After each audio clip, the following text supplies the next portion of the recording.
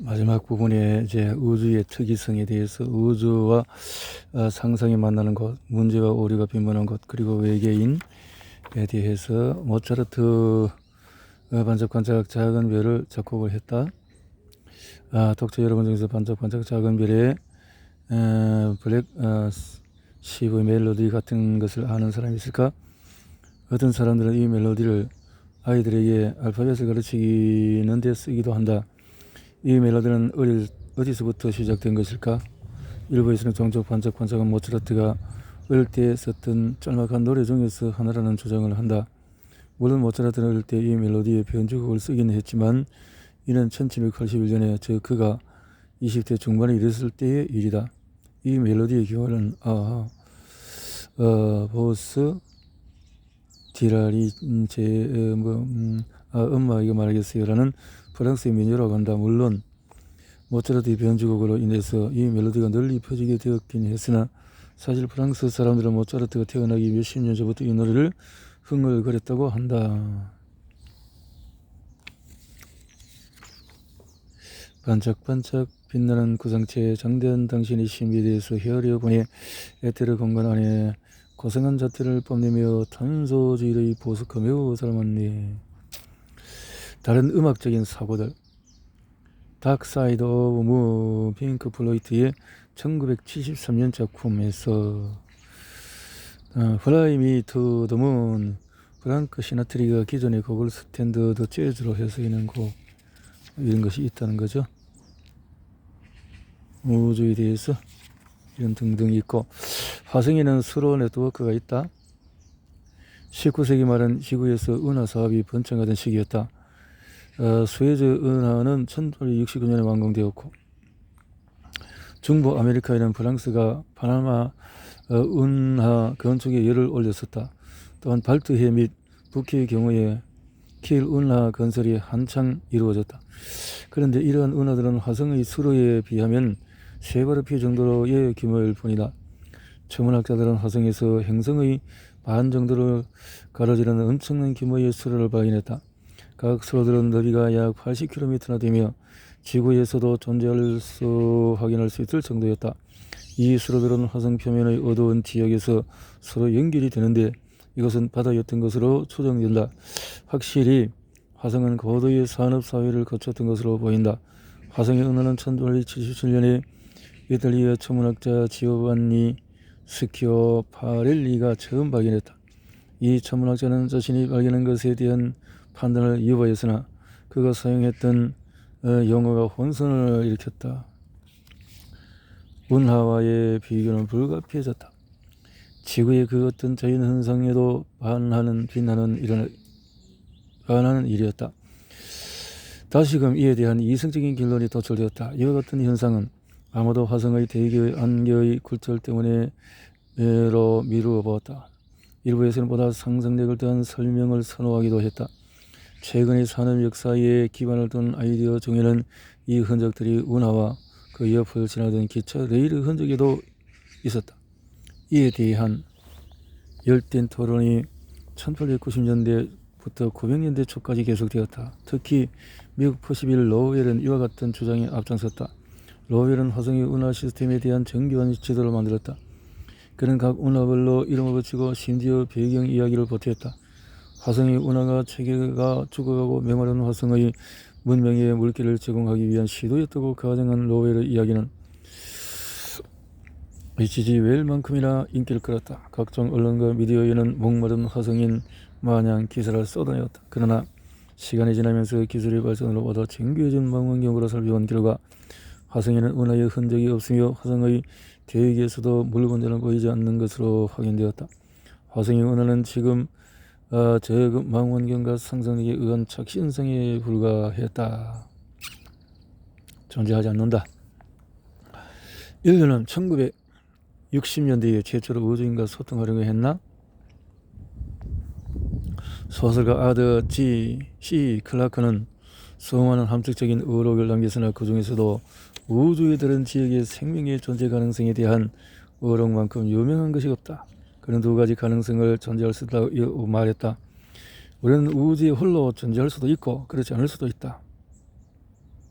끔찍하든 아니든 간에 전 세계의 천문학자들과 매니아들은 오랫동안 외계 문명을 찾아왔다. 이를 쫓는 일은 매우 특이한 일이었다. 첫 번째로 우주의 다른 곳에서 지적 생명체를 발견하는 일은 우주에 대한 우리의 이해를 성결히 바꾸는 일이다. 두 번째로 만약 우리가 발견한 지적 생명체가 우리에게 적대적이라면 세 번째, 이와 같은 노력은 모두 헛속일지도 모른다. 지구가 우주에서 유일하게 생명이 존재하는 행성이라는 시나리오는 여전히 가능성이 있다. 혹은 최소한 다른 별로 메시지를 보낼 만큼 지능이 발달된 유일한 생명체일 가능성도 여전하다. 그러나 천문학자들은 이 중에서 첫 번째 가능성을 염두에 두고 우주의 신호에 대해서 지속적으로 연구하고 있다. 보통은 전파 망원경에 잡히는 신호들을 분석하는 일에 주력하고 있다. 외계 생명에 대한 탐사는 특히 1960년대에 활발하게 진행되었다. 당시에는 기술의 발전으로 인해 무엇인가 새로운 것을 발견하게 될 것이라는 기대감에 들뜨던 때였다.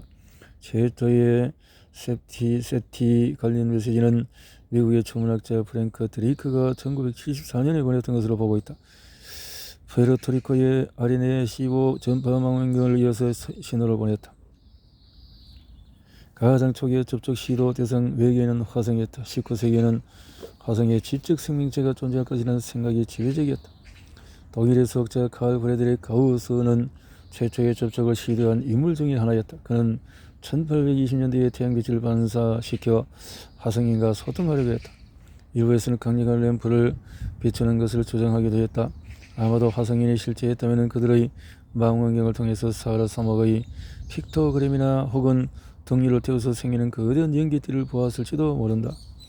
대도시를 의사소통의 수단으로 활용하자는 의견도 있었다. 1892년 탁상공론자들이 말도 안 되는 계획들을 계속해서 쏟아내는 동안의 과학자들 또한 이 분야에 주목을 했다.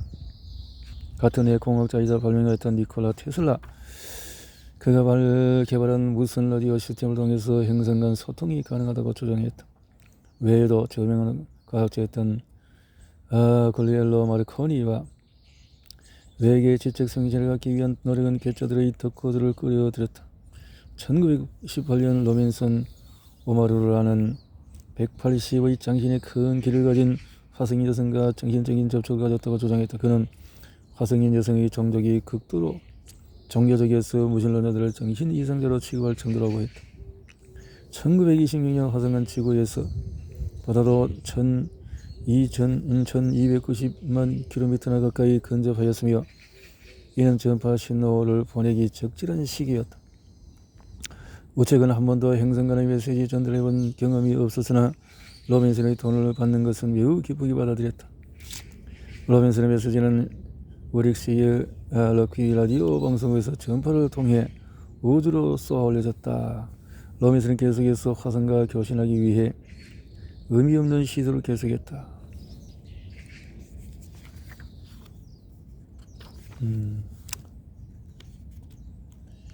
이러한 노력들에 화성과의 교신이 가능해질 것이라고 믿었다는 거죠.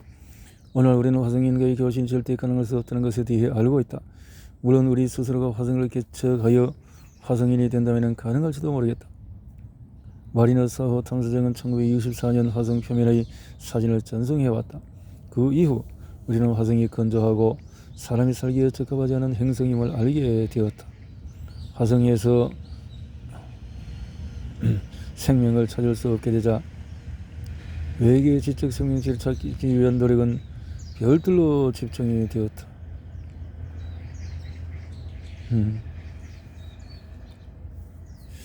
우주의 실수몸. 천문학자와 우주비행사들은 기술적으로 고도의 특수성을 갖춘 전문가들이다. 그래도 이들이 항상 옳다는 것은 아니다. 떨어진 국기. 우주비행사들이 달에 다시 방문했을 당시 아폴로 11호 착륙 지점에서 국기를 찾을 수가 없었다. 닐과 버즈는 청정기를 달 착륙선과 가까이 꽂아두었다. 그러다 보니 비행사들이 우주 궤도로 다시 올라갈 때의 로켓의 추진력 때문에 기대가 쓰러지고 만 것이었다. 인류 역사상 가장 중요했던 국기가 하루도 채 지나지 않아서 떨어지고 만 것이다. 그렇다면 다른 오호나 아폴로 5 미션에서 쓰인 국기는 어떻게 된 것일까?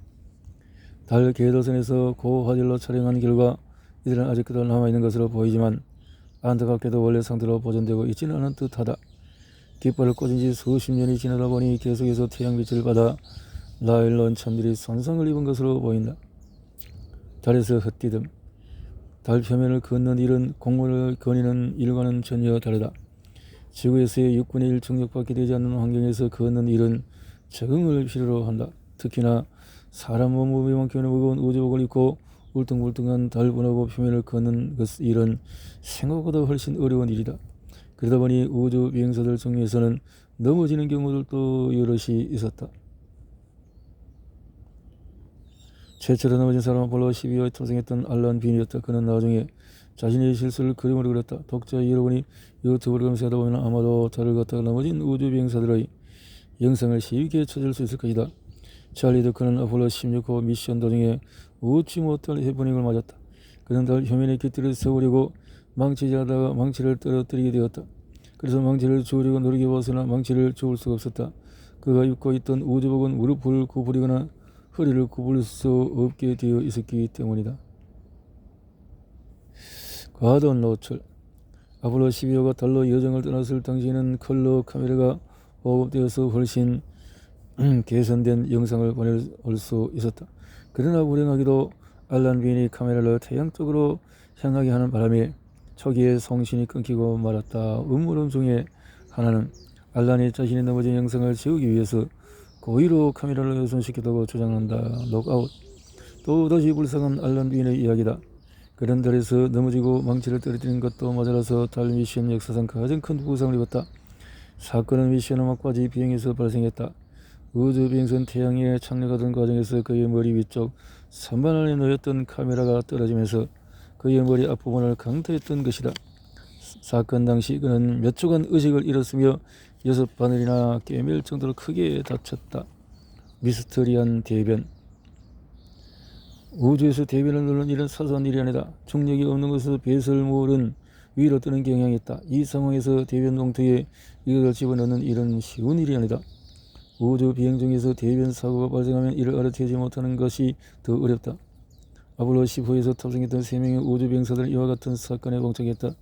여기서 나사의 공식 대화록 기록을 남기기로 하겠다.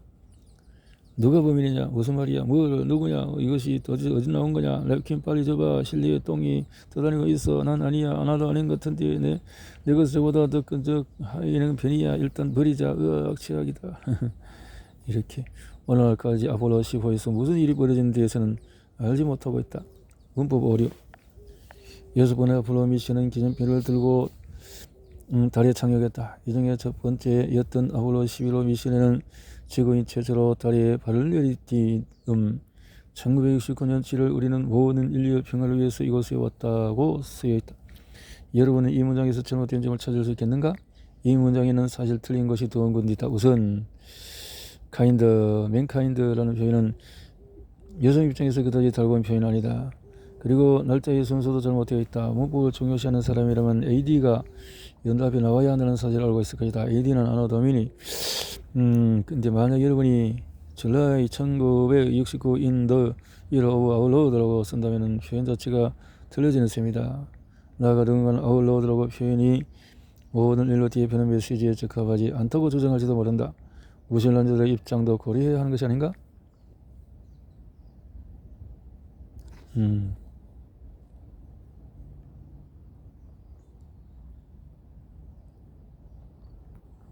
단위 오류. 아마도 우주 탐사 역사상 가장 창피한 실수가 아닐까 싶다. 1999년 9월 23일 나사의 화성기후 궤도선은 화성 궤도에 안착하기 위한 준비를 하고 있었다. 이 궤도의 목적은 화성 표면의 기구를 관찰하기 위한 것이었다. 그러나 이 미션은 시작도 하지 못했다. 1억 달러 2,500만에 달하는 금액을 투자한 위성은 마지막 작전 수행 중에 사라졌다. 이 위성은 어디로 가버린 것일까? 나중에 조사를 통해서 알려진 사실은 이 타선선이 초등학생도 범하지 않을 실수로 인해서 화성 표면으로 떨어져 버렸다는 것이다. 당시 사용되는 소프트웨어 중에서 하나는 궤도선의 추진력을 파운드법으로 계산하고 있었고 다른 하나는 미터법을 사용해서 뉴턴 단위로 계산하고 있었던 것이다. 두 소프트웨어 단위상 오차로 인해서 추진기에 고장이 생기면서 결국 이 궤도선은 화성 표면으로 추락하고 말았다. 뒤를 이어서 2달 후에 화성 극지 착륙선이 센서 5 작동으로 인해서 추락했다. 1999년은 행성과학자들에게 있어 좋지 않은 해였던 것 같다. 쓰레기 투척건 나사 스카이랩 우주정거장은 6년간의 궤도 임무 수행 후에 1979년 지구에서 추락했다. 지구의 대부분의 전지는 인도양에 떨어졌으나 호주 서부에서도 약간의 피해를 입었다. 다행히 다친 사람은 없었다. 기물 파손도 없었다. 그럼에도 불구하고 지역당국은 나사 쓰레기 투척으로 호주 400달러를 부과했다. 이 벌금은 유모 차원에서 부과되었으며 곧이어 탕감되었다. 30년 후에 미국의 라디오쇼에서 이야기가 언급되었으며 이 가짜 빚을 지불하기 위해서 모금 활동이 벌어지기도 했다.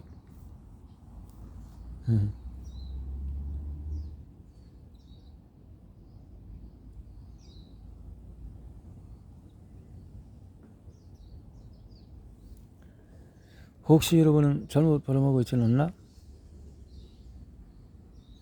천문학자들은 간단한 용어들을 좋아한다. 빅뱅, 블랙홀, 암흑에너지, 암흑물질, 적색외성, 백색외성 등은 다른 분야의 복잡한 전문 용어에 비해서 훨씬 단순하다. 원일점, 행성 또는 다른 천체들이 태양에서 가장 멀리 떨어지게 되는 지점을 의미한다. 그러나 이것을 발음할 때 알피온, 북극광, 태양에서 지구로 대전된 입자들이 전달되면 이 입자들은 대기 중의 분자들과 충돌하면서 레이저 쇼를 연상하게 하는 광경이 펼쳐진다. 이 효과는 북극에 가까울수록 크게 나타난다. 왜냐하면 북극은 지구의 자기장을 기점으로 대전된 입자들이 몰려있기 때문이다. 오로라라는 단어는 그 자체로도 의미 전달에 충분하지만 보리알리스는 그리스의 라틴어로 북쪽을 의미한다. 이 단어는 보리알리스로 읽어야 한다. 가을은 명왕성의 조기성으로 매우 특이하게 이름을 부여받았다. 엔셀라두스, 우리는 토성의 이 작은 위성에 대해서 앞으로 더 자주 듣게 될 것으로 보인다. 위성. 호이겐스, 2000년 1월 14일 호이겐스 탐사정은 타이탄의 표면에 착륙했다. 이오는 목성의 위성으로 화산이 많은 것으로 유명하다. 카이퍼 벨트, 해왕성 너머 태양계 형성의 얼음 잔재들이 남아있는 지역이다. 라그랑주 포인트, 간단히 말하자면 이것은 우주의 주차장이라고 할 수 있다. 마케 외소 행성 중에서 큰 행성 중의 하나로 명왕성 너머에 존재한다. 클라이드 톰보, 1930년 명왕성을 발견했는 대한 인물로 발음하기 다소 어려운 이름이다. 천왕성, 태양계의 첫 번째 행성은 저급한 유머에 자주 활용되는 행성이다. 천왕성. 다른 신화와 오해들은 점성술 천문학, 절대로 헷갈려서는 안 되는 두 단어이지만 사람들은 때때로 헷갈리고 만다. 점성술자들은 별들과 행성 그리고 다른 천체들의 위치가 인간에 영향을 미친다고 믿는다. 반대로 천문학자들은 천체를 이해하는 것을 목적으로 한다. 점성술은 초자연적이며 천문학은 이성적이다. 점성술이 정확하게 있는 것은 오직 한 가지 상황권이다. 만약 거대한 천체가 지구를 향해 이동하고 있다면 이것은 어떤 측면에서 봐도 불길한 일이 될 것이다. 빅뱅, 우주의 시작은 모든 사건들을 통틀어서 가장 중요한 일이었다. 그러나 사실 극히 작은 공간에서의 폭발 연습을 생각해보면 규모 면에서 거대함과는 거리가 멀었을 것이다. 빅뱅이라는 용어는 처음에 조롱을 목적으로 붙인 것이었다. 영국의 천문학자가 이렇게 했는데 싫어하는 그 안정형 생태의 우주라는 개념을 선호했는데 이것은 먼 과거에 혹은 특정한 순간에 발생한 빅뱅으로 인해서 우주의 모든 물질이 생겨났다는 이론에 정반대되는 개념이었다라는 건데요. 조롱을 목적으로 블랙홀, 까만색도 혹은 구멍도 아니다. 사실 구멍과는 정반대다. 이 수수께끼의 천체는 집합적 물질의 집합체이다. 이것은 특이점이라고 불리며 매우 밀도가 높아서 그 어떤 것도 이것의 중력의 당기는 힘을 벗어날 수가 없다. 물론 여기에는 빛도 포함이 된다. 그렇기 때문에 이 괴물 같은 천체에는 블랙이라는 이름이 붙여졌다. 버즈 알드렌, 두 번째로 달을 거느렸던 인물로 기억이 된다. 어째서 그것은 우주 비행사이자 전투 비행사였던 인물의 적합한 별칭처럼 들린다.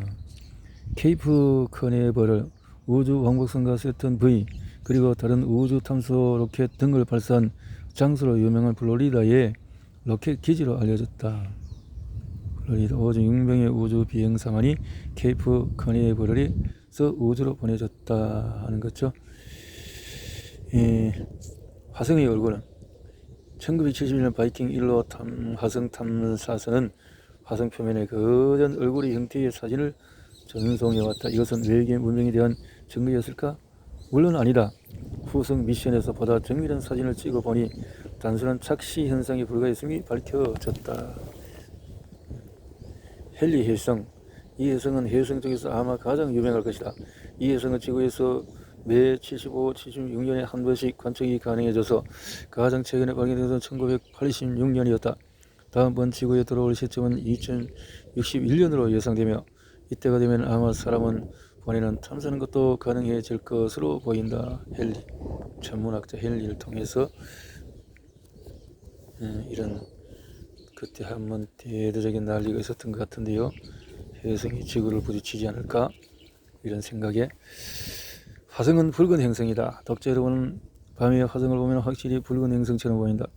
사실 화성은 고대부터 붉은 행성이라고 불려왔으며 오랜 시간 동안의 피와 전쟁과 연관지어왔다. 화성의 홍조는 행성 표면에 암석이 포함된 산화철 때문이다.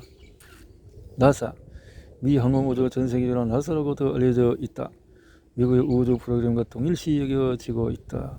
우주 왕복선, 우주왕복선은 흔히 1981년, 2011년 사용되었던 날개 달린 우주 비행선에 사용되었던 용어이다. 잘못된 사실에 대해서 새로운 흐름을 시작해보자. 우리는 이제껏 우주와 관련된 모든 일반적인 미신과 오해에 대해서 살펴보았다. 이제 새로운 잘못된 사실들로 바꿔보도록 하자. 북극성은 북극 위에 있다는 사실은 잘못이다. 이름 폴란드 천문학자가 지었는데 다른 치즈로 구성되어 있지는 않지만 달 표면의 가장 흔한 광물은 시토나이트라고 한다. 나사는 달 탐사 우주 비행사들에게 스카이 콩콩을 지급하는 것을 고려했었다. 6분의 1 중력에서는 이 장비를 이용하면 상당히 높이 점프가 가능하며 월면차에 비해서 훨씬 경제적이고 가벼울 것이라고 보았다. 천왕성은 태양계에서 가장 선정적인 행성이 아니다.